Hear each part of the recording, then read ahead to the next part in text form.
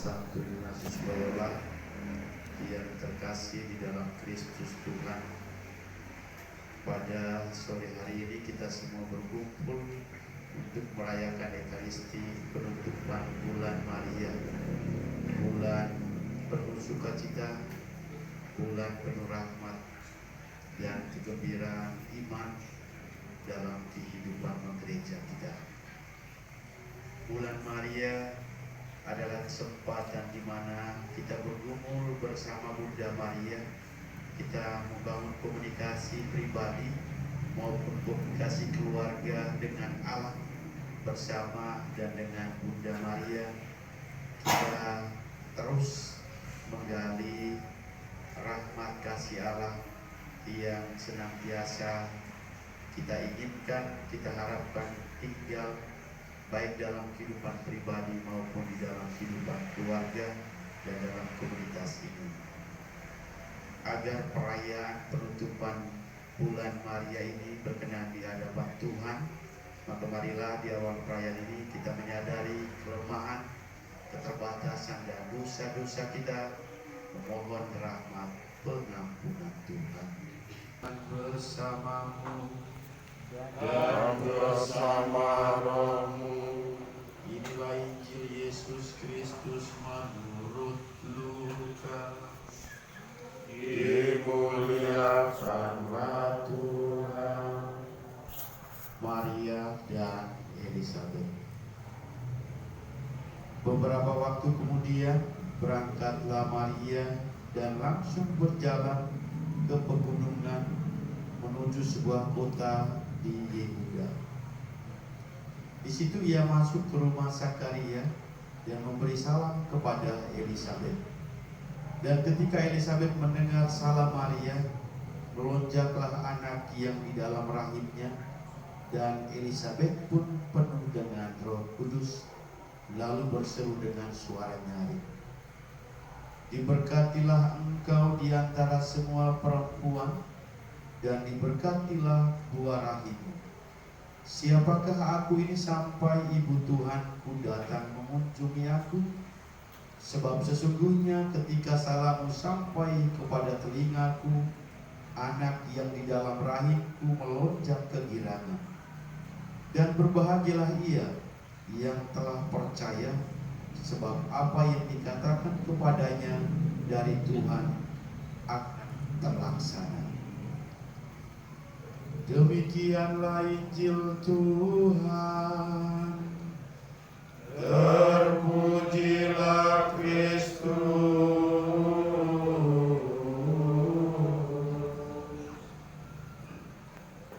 Atas doa dan pelayanan Santo Ignatius Loyola yang dikasihi oleh Bunda Maria. Sebagaimana biasanya di dalam liturgi gereja sudah mengkhususkan waktu oleh gereja agar umatnya mendekatkan diri pada satu sosok yang sungguh mulia, pada satu pribadi yang sungguh terberkati, dan pada satu gambaran kehidupan diri yang suci di hadapan Allah, yang kudus di hadapan Allah, dan pantas di hadapan Allah, yaitu Bunda Maria. Keberadaan Bunda Maria adalah sebuah keberadaan pribadi yang sungguh mulia dan sangat dihormati di dalam gereja Katolik.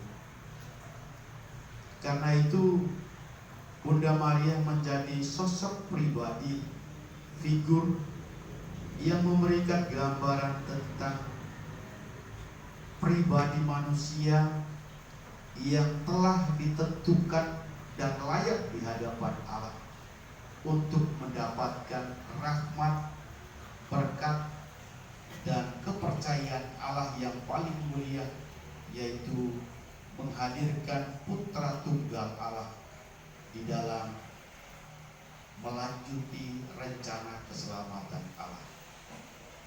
Itu berarti keberadaan Maria sungguh menjadi tempat yang paling istimewa di dalam kehidupan gereja, terutama di dalam iman kita. Begitu banyak peristiwa dari pengalaman iman umat, kalau dilitanikan sekian banyak pengalaman-pengalaman kehidupan spiritual, di mana banyak orang mendevosikan Bunda Maria atau menjadikan Maria sebagai devosi untuk mendekatkan kehidupan pribadi itu dengan Allah. Dan banyak mujizat-mujizat yang terjadi dari doa bersama Bunda Maria, banyak pengalaman-pengalaman iman yang terjadi dari pengharapan kerinduan setiap orang yang selalu ada dan dekat dengan Maria, dan selalu menjadikan Maria sebagai tumpuan kepasrahan iman kepada Allah. Itu berarti sosok Maria adalah sosok yang sangat inspiratif. Sosok Maria adalah sosok yang selalu memberikan buah rahmat kepada pribadi. Ia menjadikan Maria sebagai kekuatan membangun komunikasi yang mesra dengan Allah. Dan Maria adalah salah satu perantara yang sungguh dikagumi, sungguh dalam nilai iman memberikan rahmat baru dari setiap pribadi yang ingin mendekatkan diri pada Allah. Melalui bacaan yang diperdengarkan kepada kita dalam bacaan Lukas memberikan gambaran tentang bagaimana relasi antara Maria dan Elizabeth. Relasi Maria dan Elizabeth ini bukan sekedar relasi manusiawi sebagai saudara di dalam hitungan keturunan antara Maria dan Elizabeth dalam keluarga, tetapi juga relasi ini adalah relasi iman.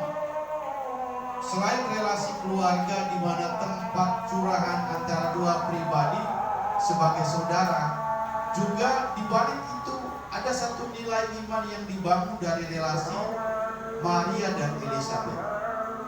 Pergumulan Maria ketika mendapat tawaran untuk menjadi ibu Allah, di mana rahimnya dibuahi oleh Roh Kudus, masih saja ada kebingungan kecil dan sekaligus ketidakpastian dalam diri Maria, sehingga dia harus men-sharingkan pengalamannya ini kepada orang lain, dan tidak ada lain selain keluarganya sendiri, selain orang yang dekat dengan dia, selain dari orang yang memahami pergumulan yang sedang dialaminya. Itu berarti keberadaan Elizabeth ini adalah punya tempat di hadapan Maria, punya tempat di hati Maria. Dan kesempatan inilah digunakan oleh Maria untuk membagi pengalaman imannya kepada Elizabeth. Peristiwa ini menarik karena pertemuan ini bukan saja sebuah pertemuan manusiawi, tetapi pertemuan melampaui pertemuan manusiawi. Nilai rohani yang dibangun di sana itu adalah di mana pribadi Elizabeth merasa dimuliakan. Kenapa dimuliakan? Karena Elizabeth mendapat kunjungan dari Maria. Dan kunjungan Maria dalam hal ini bukan saja kunjungan yang berhubungan dengan kunjungan manusiawi, tetapi mendapat reaksi di mana bayi yang ada di dalam kandungan Elizabeth itu mengucap gembira, yang adalah cikal bakal di mana rahim Elizabeth itu dibuahi dan yang akan hadir sebagai nabi pembaharu, yaitu Yohanes Pembaptis. Dalam konteks ini ternyata pertemuan antara Yesus dan Yohanes Pembaptis ini bukan pertemuan yang baru saja terjadi di padang gurun. Baru saja Yohanes mengenal Yesus yang mengatakan bersiap-siaplah dan siapkanlah jalan bagi Tuhan, luruskanlah jalan. Itu hanya gambaran tentang pewartaannya saja. Tetapi pertemuan Yohanes dengan Yesus itu sudah terjadi pada saat kunjungan Maria ke tempatnya Elisabet. Dan disinilah dimana gambaran tentang persiapan akan sebuah nilai baru di dalam pembaharuan keselamatan Allah sudah terjadi. Karena apa? Karena Allah sudah mempersiapkan Elisabet melalui buah rahimnya yang akan melahirkan Yohanes Pembaptis, yang kemudian dialah yang menjadi sosok pembaharu, nabi peralihan untuk mengalihkan satu nilai pembaharuan di dalam janji keselamatan. Janji keselamatan sebelumnya itu di mana ada namanya perjanjian lama, dan Yohanes Pembaptis sebagai satu titik pembaharuan, nabi pembaharuan yang membaharui janji keselamatan itu. Karena itu Yohanes Pembaptis adalah pribadi peralihan yang mengalihkan gambaran tentang karya keselamatan Allah itu. Dengan demikian, pernyataan warta Yohanes Pembaptis itu adalah warta persiapan untuk hadir atau menghadirkan kerajaan Allah di dalam diri Yesus Kristus. Bapak Ibu saudara-saudari yang terkasih di dalam Kristus Tuhan, di balik peristiwa kunjungan Maria dan Elisabet atau pertemuan antara Yohanes Pembaptis dengan Yesus sendiri dalam rahim, ada beberapa nilai yang menjadi inspirasi di dalam kehidupan iman kita. Yang pertama, kunjungan persaudaraan akan bernilai rohani manakala kita makna itu di dalam satu kehidupan iman kita. Dan kunjungan ini bisa terjadi di dalam kehidupan komunitas kita ini. Adanya perkumpulan bersama, saling mengunjungi di antara satu sama lain untuk membangun kebiasaan berdoa bersama, untuk membangun kebiasaan sharing bersama, untuk membangun kebiasaan berbagi rasa bersama. Karena apa? Karena komunitas ini bukan sekedar komunitas perkumpulan orang yang hanya melayani, tetapi juga dalam doa. Bagaimana kita bisa melayani kalau kita tidak punya kekuatan dalam doa? Itu yang pertama. Yang kedua, kunjungan kita juga hendaknya punya nilai rohani. Ketika kita ada bersama dengan orang lain dalam satu kesempatan, kehadiran kita itu mendatangkan sukacita, mendatangkan kegembiraan buat orang lain, mendatangkan rahmat kepada orang lain, mendatangkan satu kelegaan batin bagi orang lain. Itu berarti tugas kita bukan saja melayani, tetapi kehadiran kita itu adalah satu kehadiran rahmat yang penuh kedamaian buat orang lain. Yang kedua, nilai inspirasi yang mau kita bangun dari pengalaman kunjungan Maria dan Elisabet, kunjungan Maria kepada Elisabet adalah satu keinginan supaya kita perlu untuk melihat kembali bahwa rahmat Allah itu perlu dibagi. Rahmat kasih kebaikan Tuhan itu perlu disebarluaskan. Kegembiraan Elisabet mendapat rahmat kunjungan Bunda Maria adalah sebuah kegembiraan melampaui sukacita manusiawinya. Bahkan rahim yang ada di dalam kandungannya juga melonjak kegirangan. Itu berarti di dalam kehidupan itu hendaknya kegembiraan rohani yang kita bangun itu adalah kegembiraan yang datang dari ketulusan kita. Dan yang kemudian yang kita mau bangun dari pengalaman kehidupan Maria dalam kesederhanaannya, yang menjadi inspirasi dalam kehidupan pribadi kita masing-masing. Jadikanlah Maria sebagai pribadi yang bisa membangun kembali pembaharuan di dalam diri kita sebagai pribadi yang rendah hati, sebagai pribadi yang penuh kepasrahan total, sebagai pribadi yang tidak ada tawaran lain selain pasrah kepada Allah. Inilah pribadi yang sungguh menjadi inspirasi di dalam pengalaman kehidupan iman kita sebagai manusia yang juga adalah sosok dengan keterbatasannya, tetapi di mata Allah dia sungguh mulia. Karena apa? Karena pengalaman imannya itu yang menjadi kekaguman dan diberkati oleh Allah. Kiranya belajar dari kehidupan Maria di dalam pasrahan totalnya, di dalam kerendahan hatinya, di dalam keinginannya untuk membangun kerajaan Allah. Di balik semua itu juga ia turut ambil bagian dalam misi keselamatan Allah. Anaknya kita juga dipanggil pada satu misi yang sama, membagi kasih kepada orang lain, mendatangkan damai kepada yang lain, membagi rahmat kepada yang lain, dan membiarkan orang lain mendapatkan rahmat.